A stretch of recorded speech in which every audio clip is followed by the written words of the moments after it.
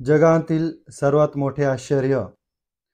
शिरूर घोडनदी कल्कीदत्त मंदिर पाषाणवाडी येथील पंडित चतुर्वेद सायंटिस्ट श्रीवत्सवक्षा भगवंत परमहंस परिव्राजकाचार्य श्री काशी विश्वेश्वरानंद सरस्वती यांनी श्रीमद भगवद गीता आणि ज्ञानेश्वरी यांचे स्पष्टीकरण श्री स्वयंपूर्ण महाकल्केश्वरी महाग्रंथ लिहून जगात पहिला क्रमांक मिळविला.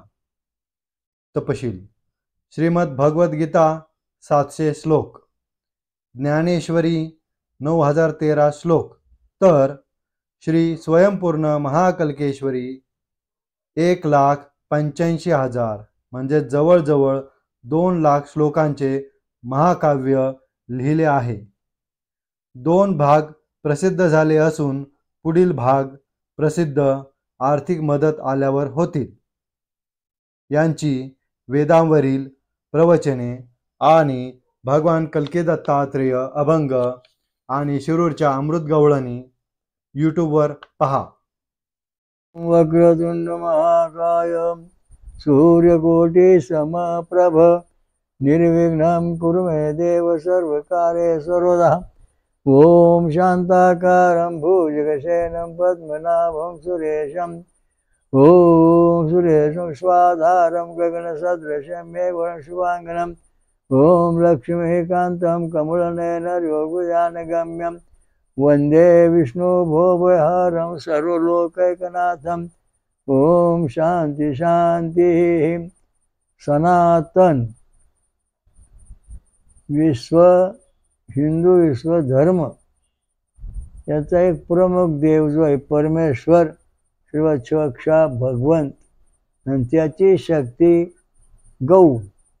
गौमाता आहे. त्याच्याचं वैशिष्ट्यपूर्ण आता या ठिकाणी थोडंसं वर्णन केलेलं आहे. ब्रह्मा ऋषी गौमाता आणि उष्णिक छंद या स्वरूपामध्ये आणि षडजा वृषभ स्वरा या दृष्टीने या ठिकाणी विशेष महत्वाचा मुद्दा आहे, तो आपण आता पाहणार आहोत.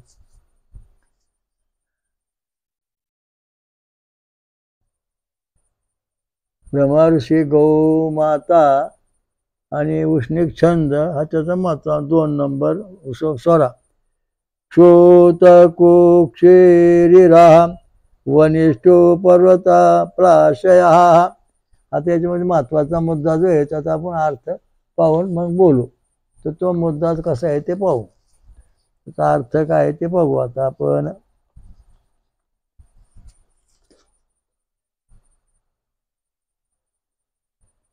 या वृषभाचे उदर मोठे आतडे आणि छोटे आतडे अनुक्रमे क्षुध इर आणि पर्वत देवता स्वरूप आहेत. ते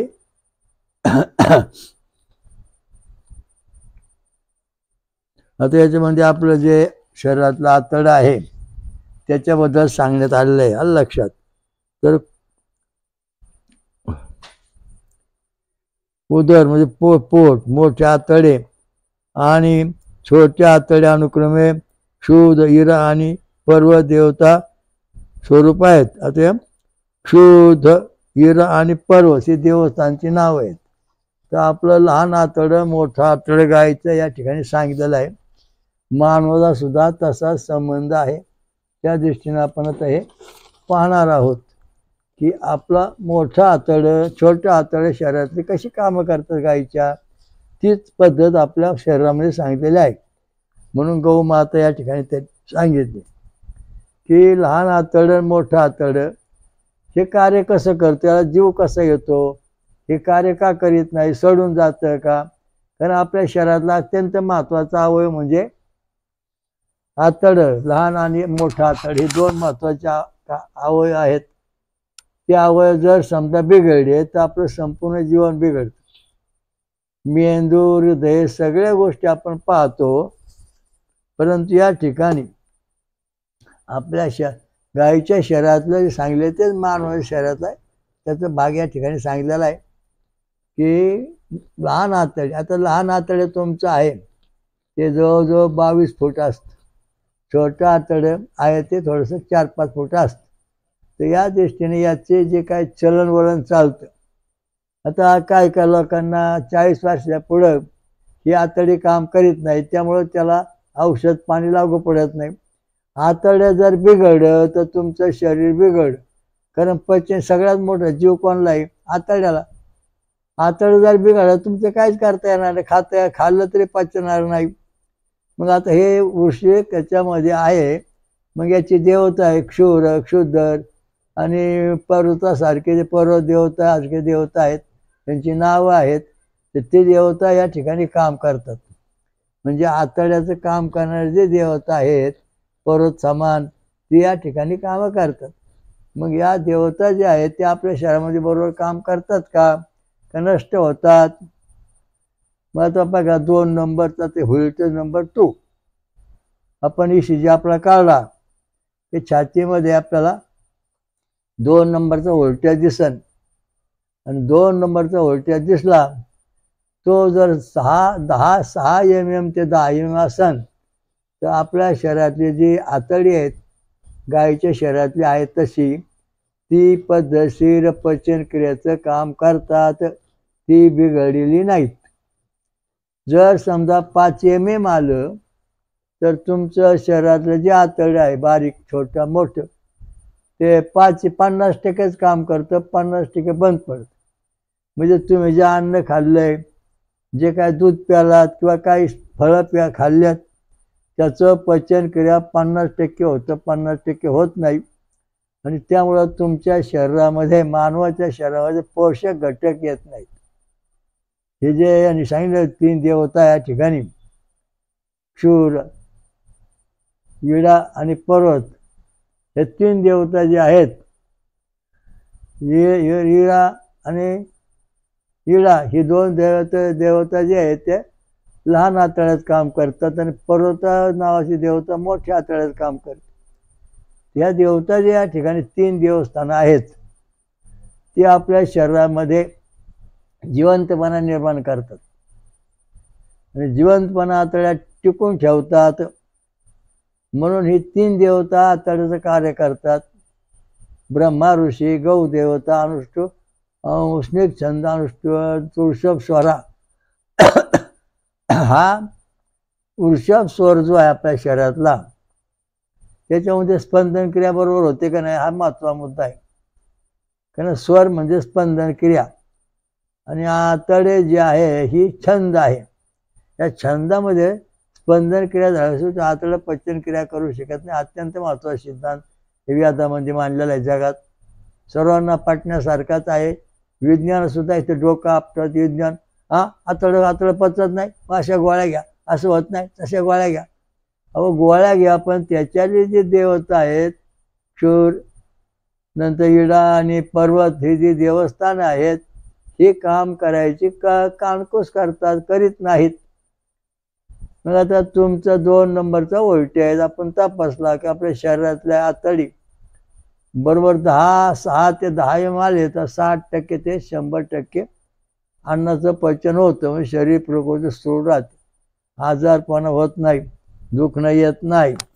आणि जर समजा 3 mm आला तर 30%च हे आतडे काम करतात, 70% आतडे काम करीत नाहीत. यामुळं हे आतडी 70% कुजण्याच्या मार्गात असतात. तुम्हाला एक असा अनुभव आला की एक जणाचं पोट दुखत होतं, आणि ते इथं बऱ्याच दिवस ठेवलं, डॉक्टर दवाखाने गेले. ते आरडायचं, म्हणलं भाऊ याच्या पोटातला आतडे नाही सरडे. ECG काढला 2 नंबरचा आणि पाहिला तर तो 3-3.5 mm होता. तेव्हा सांगितलं बा आतड्यात जखमा होत चाललेलं आहे, ते डॉक्टरकडे जाऊन काढा. मग त्याला दवाखान्यात नेऊन ते तपासलं, आणि मग त्याचं ऑपरेशन केलं, तर सुरक्षित झालं. हे आपलं आतडं सरळ आहे की चांगलं आहे हे आता आपण तपासून पाहू शकतो. हा महत्त्वाचा मुद्दा आहे. दारू पिणे, गांजा वळणे, निर्णय व्यसन करे, वाकडे तिकडे खाणे, यामुळे आतड्याला धोका पोचतो. त्यामुळे ते कार्य नीट करीत नाहीत, निर्णय प्रकारचे आजार संभवतात. कारण आपण समजा गोळी घेतली आणि ती गोळी समजा त्याच्याच औषध आहे, पण ते औषध ते आतडे ग्रहण करीतच नाहीत, त्यामुळे त्याला गुणच येत नाही. म्हणजे आतड्याने जर अन्न, ते गोळीचं औषध किंवा अन्न पाणी ग्रहण केलं नाही तर आपल्या शरीरातले आजार आपल्याला सोडू शकत नाहीत. ईश्वर प्राप्ती हो, आध्यात्मिक दैविक भौतिक याची प्रगती होऊ शकत नाही, कारण आतड्यावर अवलंबून आहे. प्रत्येक प्राण्यामध्ये आतडे असतात. ती सुरक्षित राहण्याकरता तुम्हाला सोमरस प्यायला पाहिजे, तेव्हा सगळं सर्व सुरक्षित राहील. पाण्याचा रस म्हणजे या आतड्याला पद्धतशीर फायदा होतो. आता गौमातामध्ये शरीरामध्ये, गायीच्या शरीरामध्ये सोन्याचा अंश असतो. दुधामध्ये सोन्याचा अंश, गोमूत्रात सोन्याचा अंश आणि शेणामध्ये सोन्याचा अंश, असं दृष्टी गायीच्या शरीराच्या मध्ये हे भाग आहेत. तशाच प्रकारचे मानव शरीरात सोनं असतं. सोन्याचा व्होल्टेजचा 6 नंबर सांगितलेला आहे वेदामध्ये. तर आपल्या शरीरामध्ये 2 नंबर व्होल्टेजमध्ये सोनं किती आपण पाहू शकतो. किती अंशात सोनं आहे. जर ते 10 mm असेल तर 100% आपल्या शरीरात सोनं आहे. त्यामुळे शरीरामध्ये अल्फा किरण आणि त्याचे जे डेल्टा म्हणून बारीक सूक्ष्म किरण आहेत ते या ठिकाणी प्रगट होतात, तसे होऊ शकत नाहीत. तेव्हा आतड्यामधलं डेल्टा जे आहे त्यातून प्रकाश पडतो, लहरी बाहेर पडतात, आतडं सुरक्षित कार्य करतं, मनाला समाधान शांती मिळते. मेंदूमध्ये डेल्टा असतो, तो सूक्ष्म आहे. ये रक्तगटा, ए बी मध्ये गणपती डेल्टा, ये ओ मध्ये सुदर्शन चक्र डेल्टा, ए मध्ये शिवलिंग डेल्टा, बी मध्ये सूर्याग्नी चक्र डेल्टा, अशा दृष्टीने ही नावं आहेत. त्यांच्यापासून अतिशय सूक्ष्म प्रकाश पडतो आहे आणि त्याचा वेग अतिशय भयानक आहे. हा डेल्टा आपल्या शरीरामध्ये निर्माण झाला की आपण अनंत कोटी ब्रह्मांडाचं दर्शन करू शकतो. आणि ते होण्याकरता आपल्याला आतड्याची गरज आहे. आतड्याने जर हे सगळं ग्रहण चांगलं केलं तर आपल्याला आपल्या शरीरात सूक्ष्म अवस्था जी अतिसूक्ष्म ती प्राप्त होते. आता ध्रुवतारा पृथ्वीपासून 430 प्रकाश वर्ष अंतरावर आहे. तर तिथला जो प्रकाश आहे तो प्रकाश तिथून जो ध्रुवबाळ आहे त्याच्यावरती ते आपल्यापर्यंत येण्याकरता आपल्याला त्याची भेट होण्याकरता फक्त 1 सेकंद लागतो. विचार करा तुम्ही, 430 प्रकाश वर्ष अंतरावर ध्रुव तारा आहे आणि तो आपल्याला भेटण्याकरता फक्त 1 सेकंदाचा वेळ देतो, 1 सेकंद, आणि मग त्याची आपली भेट होती. आपण त्याला बोलू शकतो. ध्रुवबाळाचं शरीर दिव्य शरीर आहे, वज्र कवच आहे. आणि आपण जर कधी आल्यानंतर ध्रुवबाळ मला भेटले, म्हणजे महाराज तुम्ही पृथ्वीवर आलेला आहात, तुमची आपली भेट झाली, पण तुम्ही मला पूर्वी मला इथं ध्रुव आढळपद प्राप्त करून दिलं. त्याने ओळख करून दिल्यानंतर आमच्याला बोलणं झालं. मग ध्रुवबाळाचं आमचा नंबर एकमेकांना भेट नाही झाली. तर त्यांचं शरीर वज्र कवच आहे. वज्र कवच म्हणजे बाटली नारळाच्या करून सारखं कठीण, बाटलीसारखं कठीण, दाबा म्हणजे इतकं कठीण आहे वज्र कवच. आणि त्यांच्या नाडी ठोके पण मानवासारखेच पडतात, 0 ते 60.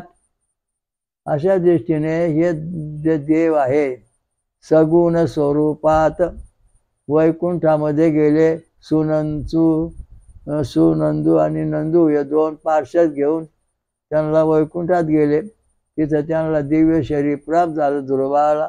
आणि मग त्यांची नेमणूक ध्रुवताऱ्यावर केली आणि ते आता तिथे राहतात. तर सांगायचा मुद्दा असा आहे की त्या आपल्याला येताना फक्त 1 सेकंद लागतो, 430 प्रकाश वर्ष अंतरावर. तो आपण आपल्या देवाला आपण जो हवन देतो त्याला 30 दिवस लागतात. 30 दिवस गुणले 24 तास गुणले 60 मिनिटं गुणले 60 सेकंद गुणले 430 प्रकाश वर्ष अंतर.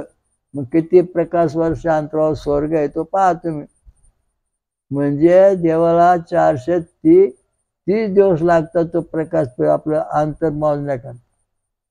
म्हणजे इतका अंतरावर तो स्वर्ग आहे. भू भुवा स्वाहा महाजना तपाम सत्यम हा जो ते 7 लोक, 7 लोकांच्या पलीकडे जो देव आहे 8वा भगवान श्रीकृष्ण 8वा अवतार म्हणजे तो 8व्या लोकांमध्ये राहतो. म्हणजे तो परमधामात राहतो, स्वयंप्रकाशित परमधामामध्ये राहतो परमात्मा.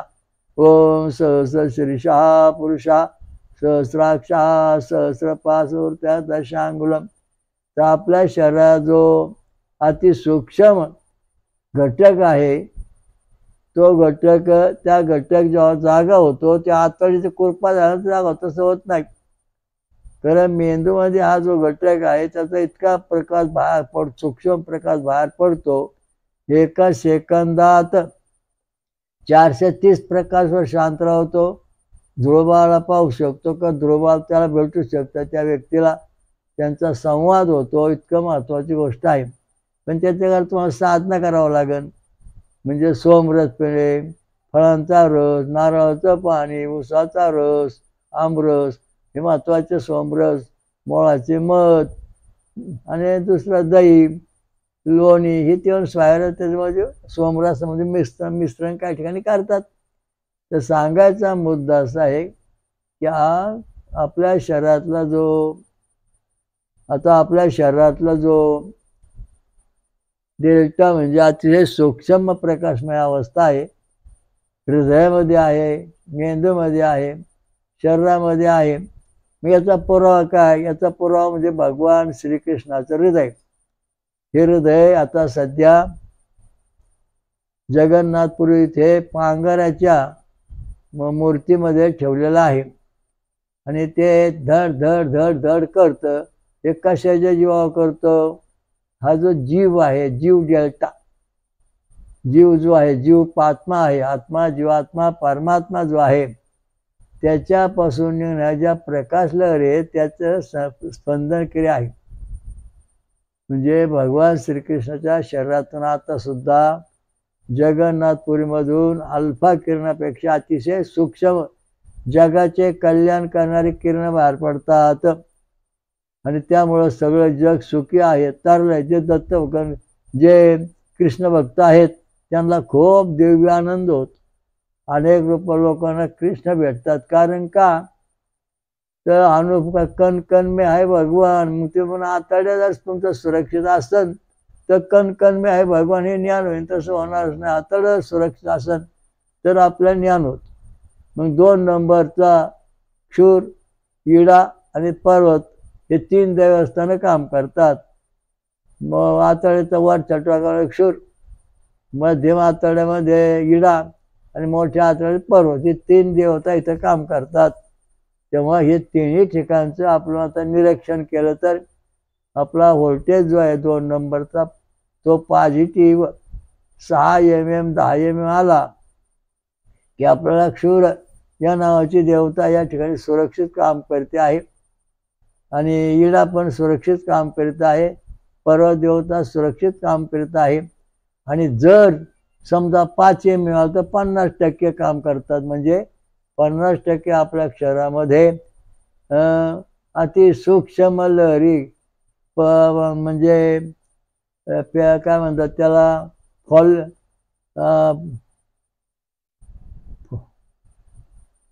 त्याला जो आपला वायू आहे, प्रकाश आहे, फॉलिक ॲसिड आहे, त्याप्रमाणे आपल्या शरीराचे देवस्थान शक्ती आहे. तर आपल्या शरीराचे किरण तयार होतात, त्या किरणामुळे आपलं सुरक्षित होतं.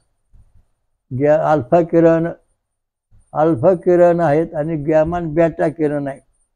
हे गॅमान बॅटा किरण आपल्या आतड्याला घातक आहेत. आपण जेव्हा अन्न ग्रहण करतो, पाणी पितो, दूध पितो, खातो इकडं तिकडं, याच्यातून जर गॅमा आणि बॅटा किरण जर शरीरात आले तर आतड्याला भोकं पडतात, लिव्हर सडतो. म्हणजे याचं कारण असं आहे की याच्यामधले ज्या देवता आहेत त्या देवता काम करायचं बंद होतात, बाजूला सरकतात आणि मग आतड्या नष्ट होतात. जेव्हा अल्फा किरण तयार होईल याच्यापेक्षा सूक्ष्म किरण जे आहे अतिसूक्ष्म, ते किरण या अल्फा किरणापेक्षा अतिशय वेगवान, त्या किरणामुळं या आतड्यातली सुरक्षितता वाढते. आणि अल्फा किरणामुळं गॅमा बॅटा किरण शरीरात येत नाही. तर आपल्या आतड्यात सुरक्षित ठेवण्यासाठी आपण काय करायला पाहिजे? आपल्याला लोह, तांबे आणि जस्त हे 3 घटकांची अत्यंत आवश्यकता आहे. मग आपलं आतडं जे आहे त्याच्यामध्ये जास्त किती प्रमाणात आहे, जर समजा 10 mm जर आतड असेल, MM जर व्होल्टेज असेल, तर आपल्या शरीरामध्ये 100% जास्त असून अल्फा किरण आतड्यातून कार्य करत आहे. म्हणजे आपल्या शरीरात आतड्याला धोका नाही हे सिद्ध झालं. मग हे आतड्याला धोका नसल्यामुळे आपल्याला कुठला आजार होणार नाही, ताप येणार नाही, थंडी येणार नाही, मलेरियाचे जंतू, डेंग्यूचे जंतू हे काही करू शकत नाहीत. डेंग्यूला औषध नाही म्हणतात, सोपं औषध, रामबाण औषध. डेंग्यूला सगळ्या रोगाला औषध आहे. तुमच्या शरीरामध्ये जास्ताचं प्रमाण पेशीमध्ये 90% पाहिजे, आणि आतड्यामध्ये जर 90% पेशी, आतड्याला पेशी जर 90% तुमचा जास्त असेल, तर तुम्हाला डेंग्यूच काय, महारोग, क्षयरोग कसला रोग होऊ शकत नाही. याच्याकरता तुम्हाला कांदा, वाटाणा, नंतर काय म्हणतात त्याला सुरण, नंतर नारळ, नंतर मका हे खाणे आवश्यक आहे. म्हणजे जास्त प्राप्त होईल. बदाम, काजू, खारीक हे जर शरीरामध्ये आलं तर तुमच्या शरीरामध्ये जास्त प्रमाण वाढेल. जास्त प्रमाण वाढलं की सळलेली आतडे सुद्धा नवे शरीर बनतं. आपला विषय काय, शरीर नवे बनवणे. आता आतडे नवे बनले का आपलं शरीर नवे बनणारच आहे. आणि त्याच्याकरता तुम्हाला कुठल्या छंदाचा मंत्र म्हणावा लागेल. या ठिकाणी कोणता छंद आहे, उष्णिक छंद आणि वृषभ स्वर आहे. याचे देवता आहे ब्रह्मदेव. त्या ठिकाणी आपलं जे आहे ते त्याप्रमाणे मंत्र म्हणणे आवश्यक आहे. ओम भू ओम भुहा ओम स्वा ओम महा ओम जना ओम तपा ओम सत्यम ओम तत्सवितुर्वरेण्यं भर्गो देवस्य धीमहि धियो न प्रचोदयात्. ओम ब्रह्म ओम एकदंता विद्महे वक्रतुंडाय धीमहि तन्नो दन्ति प्रचोदयात्. ओम शं शं ओम चतुर्मुखा विद्महे हंसारूढाय धीमहि तन्नो ब्रह्मा प्रचोदयात्. म्हणजे ब्रह्मदेवाचा मंत्र या ठिकाणी 28 अक्षरात म्हणायचा. त्याच्या संवेदना निर्माण झाल्या पाहिजेत, तेव्हा आतडं काम करतो. तसं करीत त्याला छंद आणि स्वर म्हणतात. ही धार्मिक बाब आहे. विज्ञानापेक्षा वेगळी बाब आहे. विज्ञान काय करू शकत नाही, आतडे कापू शकत. एक जणाची आतडी सळली, म्हणलं महाराज सगळे आतडे सळले, आता काय करावं. म्हणलं तू मका खा आणि ब्रह्मदेवाचा मंत्र म्हण. ओम भू ओम भुहा ओम ब्रह्मदेवाचा ओम चतुर्मुखा विद्महे हंसारूढाय धीमहि तन्नो ब्रह्मा प्रचोदयात्. ओम बम बम बम यम रम लम. हा ब्रह्मदेवाचा मंत्र त्यांनी म्हणायला सुरुवात केली 28 अक्षराचा. त्याच्या आतड्यामध्ये स्पंदन क्रिया निर्माण झाली. शूर, इला आणि पर्वत ही तिन्ही देवता काम करायला लागले. आणि मग आतड्या जड सळड्याला आतड व्यवस्थित झालं. पुन्हा अगदी पद्धतशीर पूर्वीसारखं नवं बनलं. म्हणजे तुम्हाला सांगायचा मुद्दा असा आहे की मला आलेले अनुभव मी तुम्हाला सांगितलेले आहेत, आणि या अनुभवातून तुम्ही पण फायदा घेतला तर फायदा होणार. आपली दैवी संपत्ती वाचली तर शरीरात सगळी इंद्रिय जी आहेत, म्हणजे मूलाधार, चक्र, स्वाधिष्ठान, मणिपूर, अनाहत, विशुद्ध, आज्ञा आणि सहस्रदळ, इथली सगळे इंद्रिय जी आहेत ती जशी तशी होतात. आतडं सुरक्षित राहिलं तर ही होणार ना, तसं होणार नाही. म्हणून आतड्याचं जोपासना अत्यंत महत्त्वाची आहे. ज्याचं आतडे अति सुरक्षित त्याचं जीवन सुरक्षित. शुक्राणू तयार होणे, संतती होणे सुद्धा 2 नंबर व्होल्टेजचं कार्य आहे. 2 नंबरचा व्होल्टेज जर समजा तुमचा 6 ते 10 mm असेल तर तुमच्या शरीरात शुक्राणू जे आहेत ते 100% कार्य करणार आहेत, आणि होणारी संतती 100 वर्षापेक्षा जास्त दिवस जगू शकते. तुमचा 2 नंबरचा व्होल्टेज जर 5 mm असेल तर तुम्हाला झाली संतती फक्त 50 वर्ष जगणार, जास्त दिवस जगणार नाही. तिच्यातले संवेदना एवढीच आहे. आणि ते जर 3 mm आलं तर 30 वर्ष जगू शकते. संतती पुढे जाऊन होऊ शकत नाही. आता काय काय लोकांच्या घराण्यामध्ये काही माणसं थोड्या वयात मारणारी मी पाहिलेली आहेत. नवरा मेला, बायको मेली, पोरं मेली, 30व्या वर्षात 40व्या वर्षी संपली. तर असं का होतंय. म्हणले बाबा आमच्या घडले मोठी जाऊन टोन एका घरी गेलो मी. म्हणलं काय सगळी माणसं आमची मेली. कशाने. 30-40 वर्ष झाली मारतात. बापरे लय अवघड म्हणजे तो जे तुमचं पहिलं मला तुमचं हे काढून द्या, काय ECG काढा, सत्य घटना आहे, खोटी नाही. तर ECG काढल्यानंतर तो ECG भरला 3 MM भरलं, त्याचं आयुष्य 30 वर्षाचं 29 वर्ष झालं होतं. मला आता 1 वर्ष मारणार. म्हणलं बाबा ते मला मी आता 29 झालं, 30-40 वर्षी मरण. म्हणलं काय होत नाही, घाबरू नको. तुझा 2 नंबरचा जो व्होल्टेज आहे ना, तो 2 नंबरचा व्होल्टेज आपला 6 ते 10 MM झाला पाहिजे. मग तू काय कर, बदाम खा, फळांचा रस घे, सोमरस पे आणि ब्रह्मगायत्री जप. ओम चतुर्मुखा विद्महे हंसारूढाय धीमहि तन्नो ब्रह्मा प्रचोदयात्. अशा 28 अक्षर संवेदना सुरू झाल्यानंतर क्षूर, इडा आणि पर्वत ही जी देवता आहेत, ह्या देवता जाग्या झाल्या आतड्यामधल्या आणि त्याने त्याचा व्होल्टेज वाढवला. तो वाढल्यानंतर आतड्याची ताकद वाढली, आतड्याचा कमकुवतपणा गेला आणि मग त्याचं आयुष्य आता 100 वर्षापर्यंत ती माणसं जगायला लागली, म्हणजे नष्ट होत नाहीत. ज्या ठिकाणी बऱ्याच देशामध्ये काय माणसं 100-125 वर्ष जगतात, तेव्हा त्यांच्या आम्ही ECG काय लोकांनी तपासली, तेव्हा त्याच्यामध्ये 10 असं MM 2 व्होल्टेज नंबर 6 ते 10 MM आढळलं. म्हणजे त्यांनी शरीराला आतडी काम व्यवस्थित करतात, पचनक्रिया व्यवस्थित होते, म्हणजे शरीरामध्ये कुठलेही अवयव निकामी होत नाहीत आणि मग तो 100 वर्ष 150 वर्ष जगू शकतो, जगतोच. एक माझे मोठे विद्वान पंडित होते, खूप श्रीमंत. मला म्हणले महाराज मला भविष्य सांगितलंय, मी 50व्या वर्षी मरणार. म्हणले बाबा 50व्या वर्षी मरणार? म्हणजे तुमचा ECG काढून आणा. त्याने आणून दाखवला, तो 2 नंबरचा व्होल्टेज 4 MM होता. म्हणजे 40 वर्ष जगन हे त्याच्यात गणित बरोबर आलं. पण या भविष्यावर मात करायची आपण ठरवू. त्यांना म्हणलं तुम्ही आता मका खात जा, हे ब्रह्मदेव किंवा दैवी संपय सगळे मंत्र म्हणत जा, हृदयाचं आयुष्य, मेंदूचं आयुष्य, सगळे आयुष्य वाढवायचे, म्हणजे आतडे वाढवणार. शरीरातले सगळे इंद्रिय, डोळे, नाक, कान, हात, पाय आतड्याशी वाढू शकत नाहीत, कारण सगळ्या शरीराचा मुख्य अवयव जो आहे ते आतड, लहान आतड, मोठं आतड, हे सर्व व्यवस्था आपल्या शरीरात पाहिजेत. गायीच्या शरीराप्रमाणे आपल्या शरीरात सुद्धा पाहिजेत, तेव्हा आपण जगू शकतो. मग आता ती व्यक्ती आता जवळजवळ 85 वर्ष झाली तरी त्याला मृत्यू येईना, कारण पुन्हा ECG तपासला तर तो पूर्वी जो 3 होता तो आता 6-7 पर्यंत आला MM दुसरा. म्हणजे शरीर नवीन बनलं, नवं बनवता येतंय. विज्ञानापेक्षा जास्त महत्त्वाचा मुद्दा आहे, धार्मिक बाब अत्यंत महत्त्वाची आहे.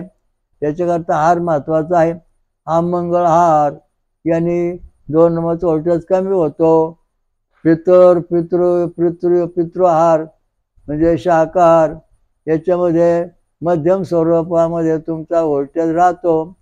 आणि जेव्हा तुम्ही फळं दूध खाता राहून काय ते उपवास करता 10 दिवस, 15 दिवस, 16 दिवस, तेव्हा तुमचे जे व्होल्टेज आहेत 2 नंबरचे ते 6 ते 10 MM पडतात. आमच्याकडे दत्त जयंतीला कार्यक्रम असतो, 10 दिवस लोक पारायण करतात. मग त्यांचे व्होल्टेज आम्ही आधी तपासून पाहतो.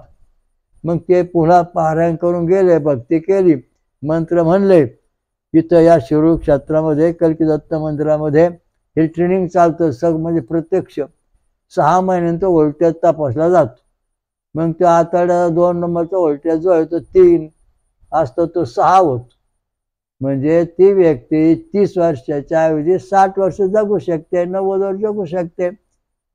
त्याला कारण त्या शरीरामध्ये जस्ताचं प्रमाण वाढलं पाहिजे. म्हणजे आपल्याला मरण काय येतं, आपण झटवतो, आपला विघ्न काय येतात, संकट काय येतं, सगळं म्हणजे अल्फा किरण जे आहे ते आपल्या शरीरामध्ये सतत, अल्फा किरण याला नाव आहे पवमान सोमा, हा डेल्टा आहे. पवमान सोमा हा जो डेल्टा आहे सर्वात सूक्ष्म, त्याचा प्रकाश पडतो. तो मिळवण्याकरता आपल्याला फळांचा रस, सोमरस पिला पाहिजे. सर्व व्याधामध्ये सोमरसाचं महत्त्व सांगितलेलं आहे. रोगव्याधाचं 9 म्हणजे सोमरसाबद्दल सांगितलेलं आहे, पवमान सूक्त सांगितलेलं आहे. या सगळ्या गोष्टी त्याच्यामध्ये दिल्या, ऋषी देवता छंद सर्व सांगितलेलं आहे. त्याचा आपण अभ्यास केला पाहिजे. आता समजा आपण ब्रह्मा ऋषी, नंतर त्या इला शूर, इला परदेवता, उष्णे छंद वृषभ स्वरा, असं जेव्हा आपण उच्चार करू तेव्हा हे जे आपलं आतड आहे छोटं मोठं शरीरातलं, त्याचं महत्वाचं प्रमाण सुरू होतं. अनेक लोकांची सळलेली आतडी नीट झाली आणि त्या जीवन सुरक्षित आहे.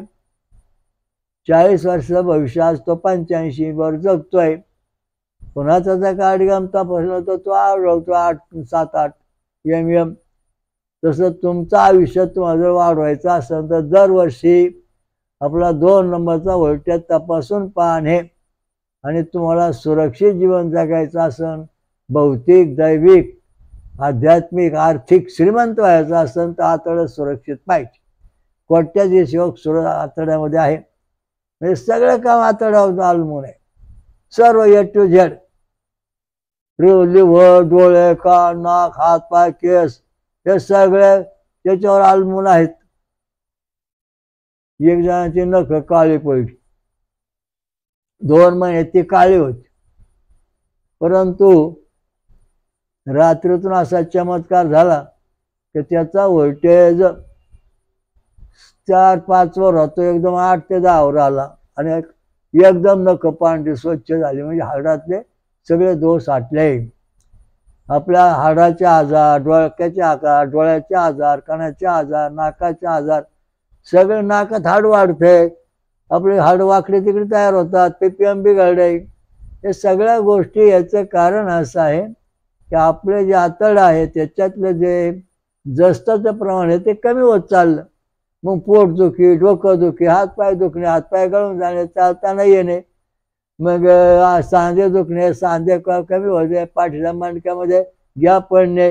कारण गॅप का पडतो तर पाठीच्या मणक्यामध्ये जस्त नाही, जस्त खुर्चेच कमी झालं, त्यामुळं घर्षण झालं आणि खंड पडले. म्हणजे समजा ते 2 MM असन किंवा 1 MM असन तर ते अर्धा MM झालं. पातळ गुडघ्याचे वाट्या, हाताच्या बोटाच्या वाट्या, हे सगळ्या कवट्या हाडाला सगळ्या अवलंबून आतड्यावर आहेत. आणि याचा जर तुम्ही सुरक्षित अभ्यास केला तर तुमचं सगळं शरीर पुन्हा नवं जसंचे तसं बनवता येत.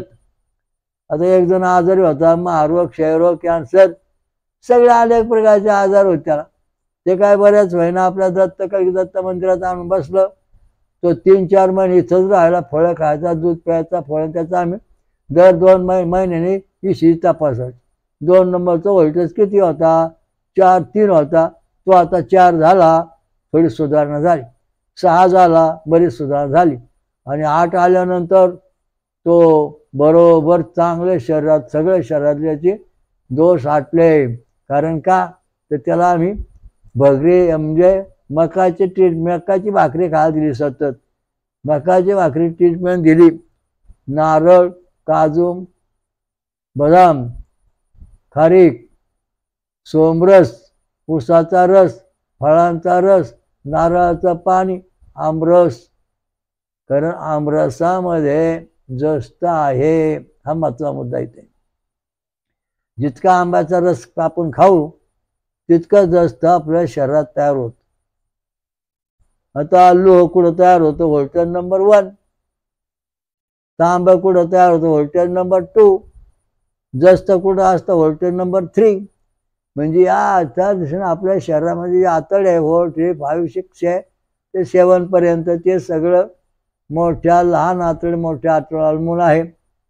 पोट दुखतं, जेवण येत नाही, ताप येतो, टायफॉइड होतो, निरनिराळ्या प्रकारचे आजार का होतात तर आपल्या शरीरातलं जे आतड आहे त्याच्यामध्ये निमोनिया का होतो, डॉक्टर काय रोगाचं निदान का होत नाही तर आतड्याचं सगळं तपासायला पाहिजे. आता एक महत्त्वाची गोष्ट शास्त्राने शोधून काढलं की तुम्ही जन्मानंतर तुमचा नाळ जपून ठेवायचा आणि तो नाळ तुम्ही किती वय 60 वय झाल्यानंतर तो जन्मानंतर नाळ प्रयोगशाळेत न्यायचा आणि त्या प्रयोगशाळेमध्ये त्या नाळातलं घटक तपासले जातात की तुमच्या शरीरामध्ये रक्तप्रवाह जो होता तो रक्तप्रवाह तुमच्या आईकडून तुमच्या शरीरामध्ये किती टक्के आला 2 नंबरचा व्होल्टेज याच्यात कळतं की त्या मुलाच्या शरीरामध्ये किती रक्तप्रवाह होतोय, ते मूल किती प्रमाणे काम करतंय, ते मरण का जगन हे आपल्याला त्या आतड्यावरून कळतंय. कारण 2 नंबरचा व्होल्टेज जर 6-10 असेल त्या स्त्रीचा, तर तिला असणारा जे मुलगा आहे पोटामध्ये ते 100% उत्तम आव्हान वाढत आहे आणि त्याचं आयुष्य 100पेक्षा जास्त आहे, इतकी प्रतिकार शक्ती त्याच्यामध्ये आहे. जर समजा ते 5 mm असेल तर ते 50 जगन आणि त्याची प्रतिकार शक्ती 50% आहे आणि 50% त्याला त्रासदायक आहे. आणि 3 mm असला 30% प्रतिकार शक्ती आहे, 70 प्रकार शक्ती नाही. म्हणजे जी शक्ती कमी आहे ती गॅमान बॅटॅक नाही शरीरात येत. म्हणून लहान आतडं मोठं आतडं आपलं सुरक्षित पाहिजे, हे वेदांचा सिद्धांत तिथे. त्याच्यावर आपण जे 8-8-59 सालून संशोधन करतो, तर आपलं व्होल्टेज नंबर 2 याच्यावर जास्त जोर आहे. अनेक लोकांना संतोष झालीच नाही, होतच नाही डॉक्टर म्हणले. बाकी लोक म्हणले असंच आहे, संतती होणारच नाही आणला. मग मी म्हणलं बघ तुम्ही आमचा व्होल्टेज हे तुमचा ECG काढून दाखवा. काढून दाखवल्यानंतर व्होल्टेज नंबर 2 ते 3 म्हणजे संतती गळून पडली. व्होल्टेज नंबर 2 4 mm म्हणजे काही दिवस राहिली पळून पडली, 4थ्या महिन्यात गळून पडली. व्होल्टेज नंबर 9 आला तर त्या बाईच्या शरीरातलं मुलगा 9 महिने अतिशय पद्धतशीर वाढणार आणि व्यवस्थित डिलिव्हरी होणार, असं त्याचं तंत्रविश्वास आम्ही शोधून काढलं. 8-8-1960 पासून हे संशोधन चालू आहे. आध्यात्मिक हॉस्पिटल म्हणून आपण या ठिकाणी समाजाएवढं मानलेला प्रकार आहे. आतापर्यंत जवळजवळ 1 लाखापेक्षाही भाविकांनी भेट दिली. मला आपले कार्डिग्राम काढून दाखवले आणि त्यामुळे निर्णय प्रकारचे आपण निर्णय केलेले आहेत आणि अनेक लोकांना फायदा झालेला आहे. तुमचं ट्यूब बेबी का टिकत नाही, तर आतडे जे आहे तुमचं, त्या आतड्याचं व्होल्टेज 0 झालं, त्यामुळं तुमच्या शरीराची ट्यूब बेबी गळून पडते. असं 2-3 वेळा झालं. मग ह्या देवाला पळ, त्या देवाला पळ, ह्या बाबाच्या पाया पड, त्या बाबाच्या पाया पड. मग त्यांना म्हणलं तुमच्या दोघांचं रक्तगट सांगा. मग त्यांनी आपलं रक्तगट सांगितलं, तशी भक्ती करा आणि पुढं तुम्ही तुमच्या शरीरात जस्त वाढल म्हणून याप्रमाणे तुम्ही हे जे सांगितलेले उपाय आहेत ते करा, मका खा. पुढं काय झालं, ते 0 झालेलं 2 नंबरचं आतड्यातलं गुणधर्म सगळे नष्ट झाले होते. ते 2 वर आलं, 3 वर आलं, 4 वर आलं आणि 6 वर आल्यानंतर त्या स्त्रीला संतती राहिली आणि पुढं मग 9 वर आलं ते मुलगा व्यवस्थित वाढलं. त्याचं कारण आहे वेदामध्ये भयंकर गंभीर विद्या आहे, तिचा सर्व जगाने विचार करायला पाहिजे. असे अनेक प्रकार सांगता येतील. हात, पाय, बोट, क्षयरोग, महारोग, कॅन्सर हे सगळे आतड्यावर अवलंबून आहेत.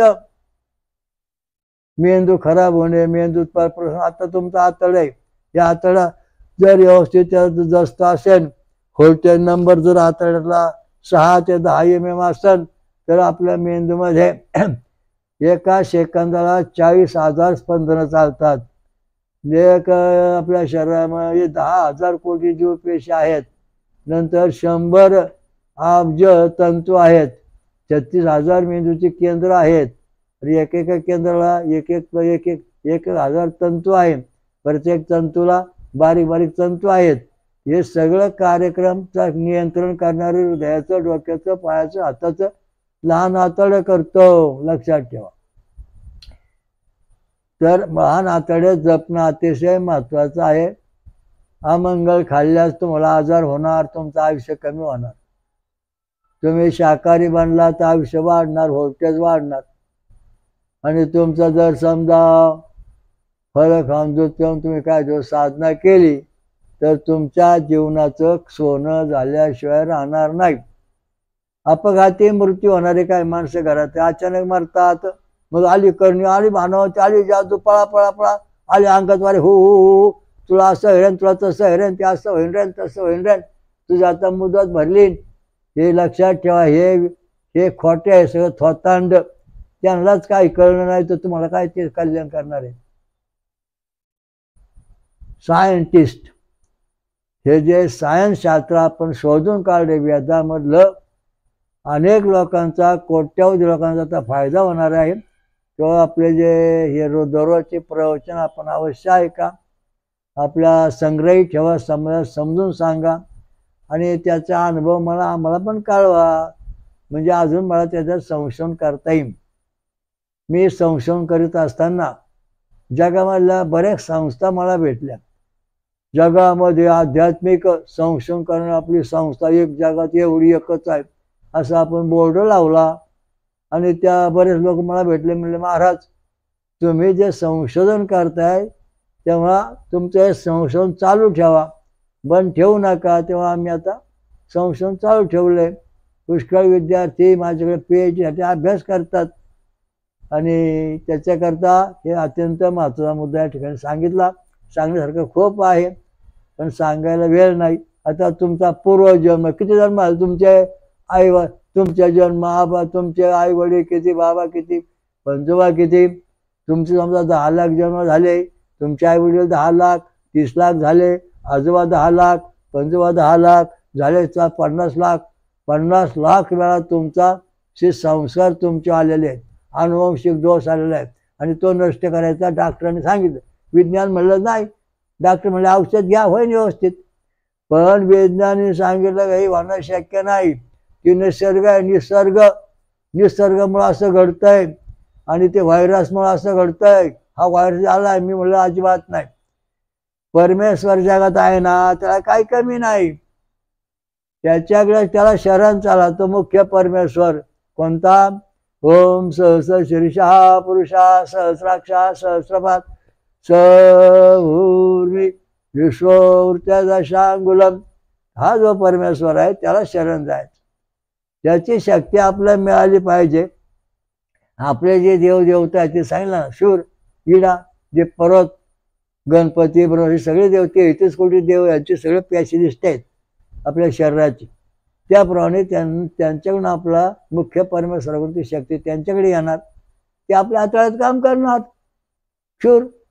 शूर इडा आणि पर्वत हे 3 देवता आपला जो मूळ मुख्य परमेश्वर आहे सहस्र शीर्षा पुरुषा त्याच्याकडून ह्या शक्त्या मिळवतात आणि त्या मिळवल्यानंतर आपल्या शरीरातलं लहान हातोडं मोठं हातोडं व्यवस्थित काम करतं. तेव्हा ते झाल्यानंतर आपण सगळ्या शरीरातला व्यवस्थित दृष्टी गेली, एकाची दृष्टी गेली तर दिसणं कमी दिसायला लागलं. मग त्याचा व्होल्टेज तापवला तेव्हा आतड्यामध्ये 3.3 mm होत. अरे म्हणले 3 mm झालेले तुला आता अंधुक दिसत, तो अंधार होण्याची शक्यता आहे, हे व्होल्टेज वाढले पाहिजेत. मग त्याने मक्याचं ट्रीटमेंट सुरू केली. 3 महिन्यामध्ये व्होल्टेज 6 mm 10 mm मला पुन्हा दृष्टी आली, चांगलं पाहायला लागलं, वाचायला लागलं.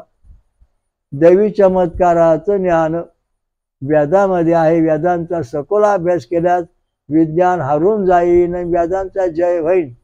खूप सांगण्यासारखं आहे, वेळ खूप झालाय, पुढच्या वेळा पाहू. ओम शिरूर संबल ग्रामे ओम स्वयंभू महाकल्की कले कालमात प्रपातू परमात्मा धर्मवनकृत अवतारा वासुदेव सतो हृदय स्थिते. श्रीवत्सक्षा भगवंत हा जो परमात्मा आहे त्याची कृपा झाल्याशिवाय झाडाचं पान सुद्धा हलत नाही.